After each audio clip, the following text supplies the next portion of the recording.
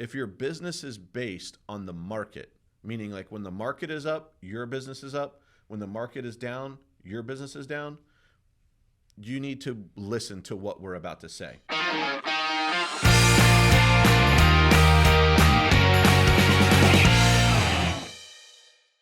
So we are in the studio that we share with the mortgage chicks, right? We do share the studio with the mortgage chicks. Now we found out something this morning that they have cocktails and wine on set. What's up with us? I mean, they're doing it right, and they're rookies at this. They went right.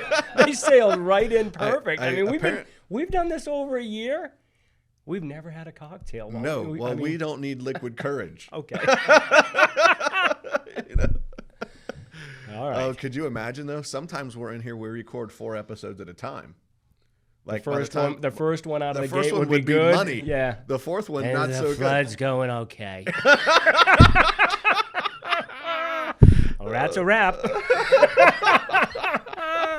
Let's shoot another. I love it. Oh. All right, so welcome to another episode of the Contacts to Contracts podcast. As always, our amazing co-host, Bryan Lovell. And John Jones. All right, cool. So, hey, listen, if you're joining us, just want to say real quick, thanks for joining us. For all of our millions and millions of fans, or the 6 of you that are watching, we appreciate you tuning in every single week. It's John and I's desire to add massive value to you, whether you're in real estate or lending or whatever you do in sales. But we appreciate what you do. If you like this kind of stuff, make sure you subscribe to our channel or our Facebook page, or I don't know, do we have Instagram or anything like that? I think we do, yeah. TikTok, we've got it all. We have it all? Yeah. I have a TikTok. I have not all right. seen the TikTok. So let's get down to business. All right. Right? So it's important. It's the end of the year here. And so yes. What typically happens in our industry? Business planning. Business planning. All right. Do you like Christmas better than business planning? That's a yes. Yes. What about Thanksgiving? That's a yes. Okay. Yeah, I do too. But this is also kind of fun. This is awesome. Yeah, this is kind of fun. So, hey, listen, John and I are going to take a different twist on this. I'm just going to be up front. This is going to be a 2-part episode. So we're going to lay down some setup or some foundation for this on this first episode. On the second one, we're going to get into the nitty gritty. We're going to actually show you how to determine what are the activities that you should be doing in your business, how to track them, and we got a really cool way that we're going to do that, and we're going to make that available for everybody who's watching and or listening. So let's dive into it real quick, because I think that this year is unique. Okay, we say that every year, but let's talk about why this year is unique. We're getting back towards 2019, fall of 19, where we didn't have something called COVID when we did it 2 years ago. So you're planning out truly what you're going to do next year. Last year we were still in the midst of COVID, and things were still different. A lot of real estate offices, people weren't quite back to work or out socializing. So I think this is the first time in 2 years that we're, in our opinion, I think is let's get back at it. Yeah, let's get back at it. And so here's the reality is I think that whether you want your business to increase in 2022 or whether you want it to stay the same, or maybe you're like, dude, I've been working too hard the last 2 years. I'm going to take a little bit of a break, and you want your business to go backwards. Here's the thing, whether that's up, whether you're up, flat, or down, the way that you do business in 2022 will be different than the way that you did it in 2021 or 2020. Let's talk about that a little bit. So the Mortgage Bankers Association came out with some estimates for 2022. We're going to put this slide up for you, but it basically says that they expect purchase transactions to be up almost 9% year over year from 2021. Hey, by the way, that's great for the housing market. If you're a real estate agent right now, it's a great time to be a real estate agent. It's also a great time to be a lender, right? So we're looking at almost a 9% increase in year over year sales. I think that's absolutely phenomenal. So we know purchase business is where it's going to be at. So if you're an LO that's doing purchase business, you're in good shape. Yeah, you're in good shape. Now, the flip side of that is, what is the prediction for refinances for 2022? Are predicted to go down nearly 47%. Yikes. That is a big wallop. So if you're an LO right now, that your business is driven by the market, not the activities you do in the market, you're looking at a 1/3 decrease in production in 2022. I don't know about you, but I don't know very many people who are going to love the idea of that. No. Right? And so let me go back to like what I said. I think this is an aha is if your business is based on the market, meaning like when the market is up, your business is up. When the market is down, your business is down. You need to listen to what we're about to say.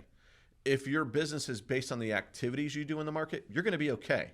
So John and I want to work with you in these next 2 episodes to share with you how do you make sure your business is based off the activities that you do and not on the market. So one of the other things we need to consider, and you just brought this up, is we live in a post-COVID world. Okay. Here's some of the things that our LOs are telling us, right? One, agents aren't in real estate offices as much as they were anymore, right? So if your strategy was to be visiting agents there or doing lunch and learns in those offices or whatever it is, your audience is smaller than it once was, right? Absolutely. You know, you had somebody share with us, John, down in South Florida, they went to a networking event recently. And they said there were twice as many affiliates, vendors right, than there were agents at it. So again, even a third-party event like Women's Council of Realtors, Board of Realtors event or whatever, you're going to see less people at those events. And I think that's like the COVID fatigue, right? Or what we've called COVID comfortable. I've gotten so used to not wearing pants, not going to work every day, getting sucked into the Zoom lifestyle that people are like, if I could do that online, why do I got to go anywhere? Right. Right. Which, and there's still a lag in that. I mean, I just over the weekend was talking to somebody that they're different industry, but now they're kind of dragged because they're required to go back to the office 2 days a week. So totally different feel, but they get so comfortable working from home, which they can do just fine. But now their company's telling them, hey, pick 2 days. It can be any 2 days, but your butt's got to be here at the office. Yeah. So, that's the slow transition that I think over the next 6-12 months we'll start to see more and more. I think you're going to see more and more companies do that. And I know I've heard of people who are considering leaving the job that they currently have because their employer is no longer going to allow a work at home. Is that the most absurd thing you've ever heard? It is crazy. Yeah, it's nuts. But the problem is, though, there are companies out there that are pivoting and they're trying to entice people that want that lifestyle, to come on board and make a change. So it'll be interesting how that all plays out. Yeah, no, I agree. I think the other thing we're seeing in a post-COVID environment, dude, is the real estate market crazy hot. Smoking hot. Yeah. And so how many agents do you still think are holding like broker opens or open houses? Well, you're starting to see them trickling back in markets, but, for the last 6-12 months, very little. Yeah, very little, right? Almost impossible to get in front of an agent through the old traditional open house. Yeah, and the reason is like, I understand it. You're putting a house on the market on a Thursday. You've got highest and best on Sunday. You're under contract on Tuesday. Right. No sign needed. No, you don't even need to put a sign in the yard. You're right. And so some of those traditional methods, have changed too. I think, if you've been a part of any kind of networking group in the past, you're going to see lower attendance on those networking groups than you're used to seeing, And so I think the challenge that where John and I kind of want to get you thinking right now, your business, based on where it comes from, where your referrals come from, is going to look more like 2019 than you've seen in a few years, right? With one big change. We live in this post-COVID world, right? So if whatever business activities that you had in 2019, they may not be the same ones available to you in 2022. So to your point, you're going to have to pivot. Yeah. Yeah, I think one of the things that we talked about is the change in purchase business increasing in 2022 and refinances decreasing by almost 50%. So you've got to analyze where your business over the last year or two has come from, go through your entire pipeline and figure out what percentage of purchase and refi you did in 2021 and then and pivot quickly. If it's heavily weighted on refinances, the NBA is telling us that that's going away or definitely going to go, slow down. So you've got to figure something out and start now before January 1st. Yeah. No, I 100% agree. I think some of the other shifts that we got to be mindful of too is, if a lot of your business was, if a lot of your referral business, let's say specifically if you're an LO trying to get business from real estate agents and it was based off of you finding opportunities to meet new people, build relationships, earn referrals, add value to them, the groups are going to be smaller. And you may have to do, like, to give you an idea of what we mean by pivot, you may have to do maybe some of your own events, right? Mm-hmm. So instead of relying on, hey, I'm going to attend a WCR event or an AREP event or a Board of Realtors, whatever it is, maybe your pivot is, hey, I'm going to have to put on more events for myself to get in front of those folks. And so that's kind of how what we set all that up, because we kind of wanted to show you, like, you as you go into planning for 2022, you need to start thinking differently, right? Because the old way of getting business, I'm not saying it's going away, but it is going to look different. So you need to take a look at what are those things that would still be work. If you looked at your 2019 business plan, what worked? Will it work in this one, or do you need a shift? Yeah, I mean, you just last week, I was up in Georgia and we put on an event up there, Real to Reality, with Steve Richmond, and we talked about it a little bit this morning on our call. I mean, it was phenomenal. I mean, we had 100 people that were in attendance live. In Griffin, Georgia, right? I mean, so people do want to get back out, want to engage. And those folks came from, 40, 50, 60 miles away to get there and go to the event. What's crazy about that event is, we talked a little bit about finding new opportunity or new realtor partners. Mm-hmm. More than half the people that were in attendance were folks that we don't currently do business with. Yeah. So they're realtors that our LOs are looking to engage and get into business with that showed up for this event. And I mean, it was a huge success. That's awesome. Congratulations. Yeah, thanks. And congratulations to Amy, too. Hey, one of the things we meant to hit on and we kind of skipped over when we were talking about the MBA projections for 2022 is you ran across a stat here recently that said there are 20% more 22% more licensees than there were a year ago. So crazy. There's 22% more loan originators in this market than there was a year ago. All right, so LOs, I want you to put your antennas up for a minute. Massive decrease in refis. Where does that leave all the refi bunnies, right? And there's 22% more competition than you had a year ago. Two things you need to take away from this.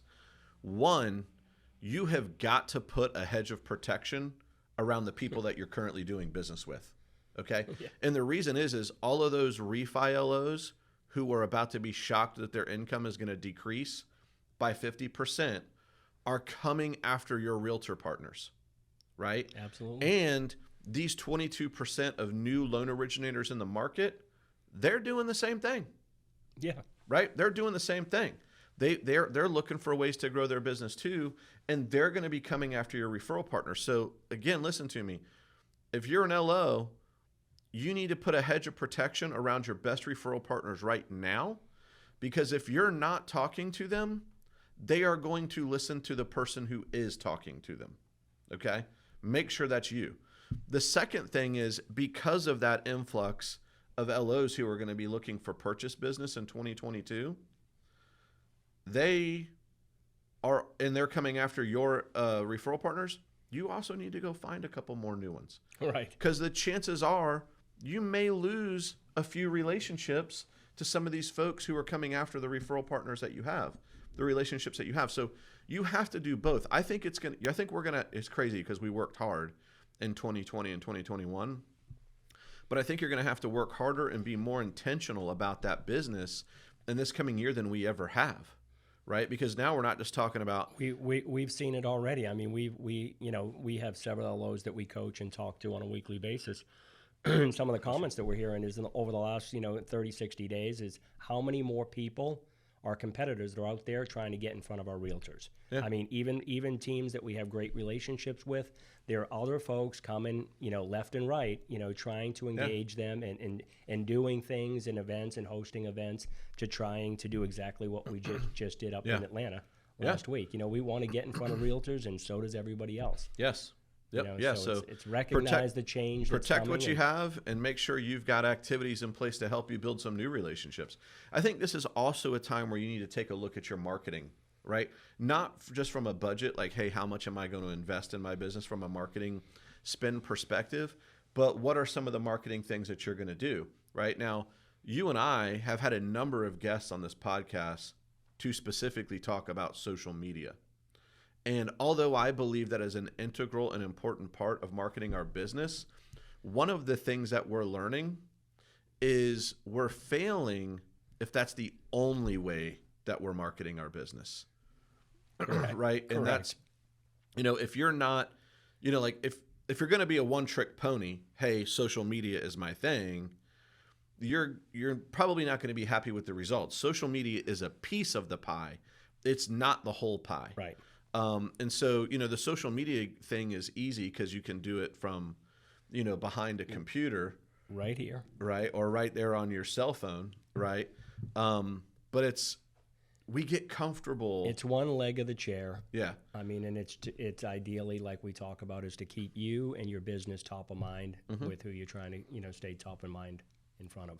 Yeah, no, absolutely. So, again, just to recap on that, we're saying you need to take a look at what your marketing activities are going to be and what your marketing budget is going to look like.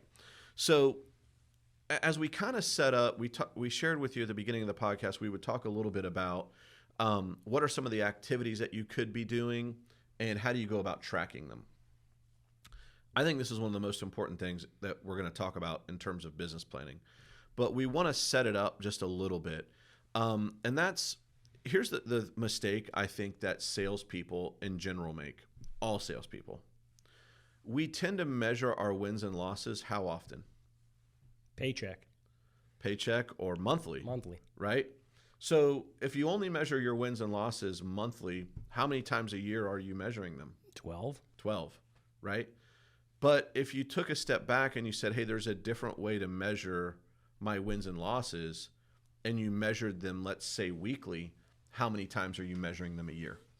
52, right? And so when you're looking at trends, and trends are important to look at because they help you determine whether you're on track to meet your goals, or they help you determine, hey, am I investing in activities that don't get an ROI, or am I investing in activities that get a great ROI? So maybe you need to double down on those. But when you're using trends to dictate your business and where you're going to go, if 3 months is the count of 3 or 5 is a trend and you're measuring those wins and losses monthly, 25% or 50% of the year has gone by before you're like, oh, I got to change something about what I'm doing, right? But if you're measuring your wins and losses weekly and you're using that same trend, you can react quicker. Is that fair to say? Yeah, absolutely. Yeah. So, like I look at it from a standpoint of like, we put a huge emphasis on tracking pre-approvals, right? Obviously closings are important. That's how we get paid. But just digging into the math of it a little bit, one of the things that we've uncovered is that for every about 4 at-bats we get, we close a deal, okay? And an at-bat is just that. It's an at-bat. Maybe that person didn't credit qualify. Maybe they didn't income qualify. Maybe they decided they weren't a buyer. Hey, maybe we lost the deal. Maybe it went to a competitor. But for every 4 people we talk to, we get one to the closing table, right? So let's just use easy math. Let's say that you want to close 10 loans a year, or 10 loans a month, I'm sorry. To be able to close 10 loans a month, you need to do 40 pre-approvals in that month. If I knock that down to weekly, you basically have to do 10 pre-approvals weekly. So if you're tracking every week how many pre-approvals that you're doing and you're consistently hitting that number of 10, you're in pretty good shape. Yeah, absolutely. Right? I mean, I think that's going back to analyzing what you closed in 2021. Look at your numbers, look at how many pre-quals you did so far year to date, and calculate what your percentage is. I mean, we have folks here that are 1 out of 10. And we have some that are 1 out of 2, 2.5, 1 out of 3. But again, average about 1 out of 4, 1 out of 4.5. I mean, know what your personal number is, and then for me, it's what are some of the systems you can put in place to get that number down. I mean, it's, you've got fish on the line, the conversion down. Yep. So if we say we're 1 out of 5, Why not try to make a goal? You've got 5 at bats. Let's do 1 out of 4, right? You're going to get the same amount of referrals in 2022, and you're going to close more deals by just tightening up on some of your systems as far as the follow-up once you have somebody in application. Yep. So, one of the things that I like to talk about is maybe your Monday call every week with the buyer that's pre-approved and doing your check-ins and making sure that 4, 5, 6 weeks later, that person hasn't gone somewhere else. Because oftentimes we get busy. If we don't put that system in place, when they call back 6, 7 weeks, they say, hey, Bryan, I'm under contract. What's your rate? Yeah. Right? The relationship's not there. Yeah. If you're talking to them and building that became trust, a transaction. Yep. Right. It became transaction. But one of the things is call them every week, put a system into place, and I guarantee that your conversion will get better in 2022. Yeah, I 100% agree. And what you're talking about, you just gave a really great example of an activity, right? And so what John and I are suggesting is, and we're going to get to the activity piece of this, is if conversion is something that you want to improve, how are you going to do it? I mean, right? I think in our industry, goal, you should always, whether you're selling real estate, whatever you're selling, right, you want to improve that. So, Correct. I think no matter what you do, you've got to really analyze that and look in the mirror and say, how could I get better at converting some of these deals into closings? Yeah.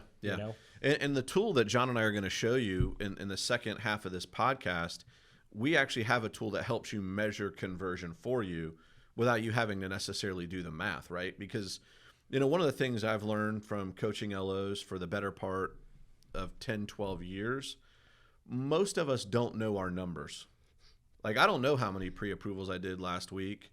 I don't know. I mean, shoot, I may not even know what activities I did last week, right? And so if I don't purchased know, or refi percentage, no clue. Yeah, if I don't know those things, I certainly don't know what my conversion percentage is.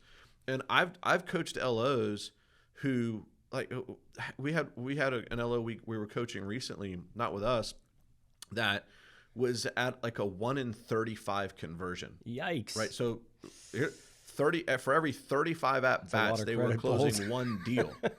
Okay, like you got to start looking fish in a different pond. Yeah, you got to start looking at why are these folks over here closing 1 in 4 or 1 in 5, and I'm only closing 1 in 30, right? So that's an example of if you know your business and you're measuring those things, like we're talking about, don't measure it monthly, measure your wins and losses weekly. You're able to quickly try to affect that. And you just gave a perfect example of something that you could do to help you improve your conversion. Okay. So that kind of hopefully paints that bigger picture for you. John and I just talked about, hey, if you want to close 10 loans, you need to do basically 10 pre-approvals a week, right? For the 1 in 4. Now, if you were tracking that on a weekly basis and we said, hey, if you were doing the 10, congrats, you're off to a hot start. But what if you were only doing 4 or 5? What if you consistently saw, hey man, for the last 4, 5, 6 weeks, I've only been doing 4 or 5.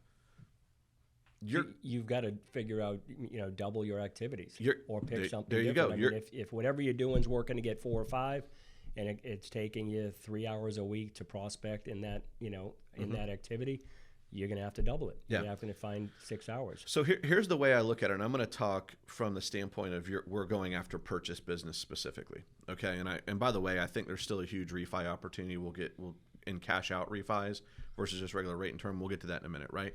But I'm going to talk. Let me give my plug here. No matter what the rate is, no matter what the year of the market we're in, if you're an LO in this business, it should be 20 to 30% of your business. Of your business. Every year, refinancing. Yep. Bryan touched on it, cash out refis, debt consolidation, buying a second home and investment property. Folks always want to have a need to do something like that. So as an LO, never neglect your database, your past closings. If rates go to 4, 4.5, don't fear because they're still out there.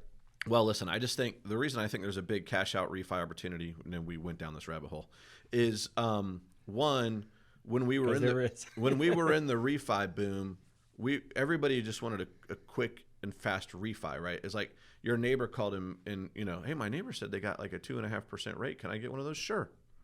We were taking orders, right? We weren't necessarily consulting and helping our borrowers make the decision. The best decision. That was right for them and their family, right? And by the way, that was industry wide. I'm not placing blame on anybody specifically, but it was a FOMO thing. Refinancing became a FOMO thing for homeowners, okay?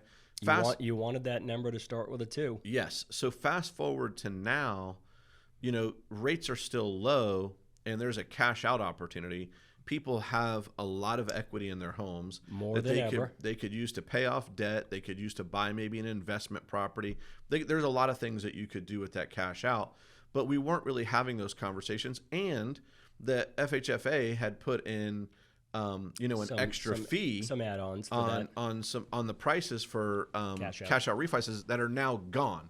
So that kind of stifled the cash out refi opportunity that now I believe is there. All right. So let me get back to the purchase thing. So on the purchase thing, what I was going to say was that if your goal is to do 10 pre-approvals a week and you're consistently only doing 4 or 5, you got to change something, right? And so what I look at is from the purchase side of it, we're trying to get referrals from referral partners. So John, if your goal is to get 10 pre-approvals a week and you're not hitting that number, what do you not have enough of? Referral partners. You don't have enough referral partners. Got to get more. Okay, so boom, light bulb just went off.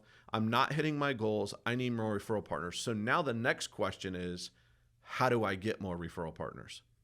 That is where the rubber meets the road. One of the things that I've uncovered here is, in 2021 is, a lot of us had great years, right? Some of us better than last year and in previous years. But the market's crazy hot right now. So when you measure your numbers, we always like to talk about units, right? Not necessarily volume. Volume's wonderful. We get paid off volume. Yep. But I've uncovered a few folks that, while their volume is up a little bit in 2021, their units are actually down. Yep. So let's make sure that we're not just, we're coasting in and we're tracking our units and not just riding the market. Yeah, well, I think that volume is a statistic that measures the market. And units is a statistic that measures activity within a market. Does that make sense? Yep. So yeah, I think that's hugely important. So, hey, listen, so hopefully what we've broke down for you is just some thoughts on, hey, why do I need to look at business planning in 2022 different than I have over the past couple of years? Because our belief is that your business is going to come from a similar place as it did in 2019. And although some of those activities were really great, there might be some tweaks that we need to make to them in a post-COVID world. What we want to go through with you next, and I want to encourage you to check out the next episode, we're going to get into what are some of the actual activities you can do. So whether you are a rookie in this business or you are a 20-year veteran, we're going to give you some tips and tricks so you can take a look at what are the activities that we're going to do, right? So what John and I kind of helped you with in this first segment is helping you identify what you want to do in 2022. In other words, what is your goal? Where the rubber meets the road is when we have the conversation about how. So I want to thank you for tuning in. Yeah, I want to thank you for tuning into this episode of the Context to Contracts podcast. John and I are always happy to be able to serve you in any way that we can. So if there's any way that we can, please don't hesitate to reach out to us. We're always here to serve.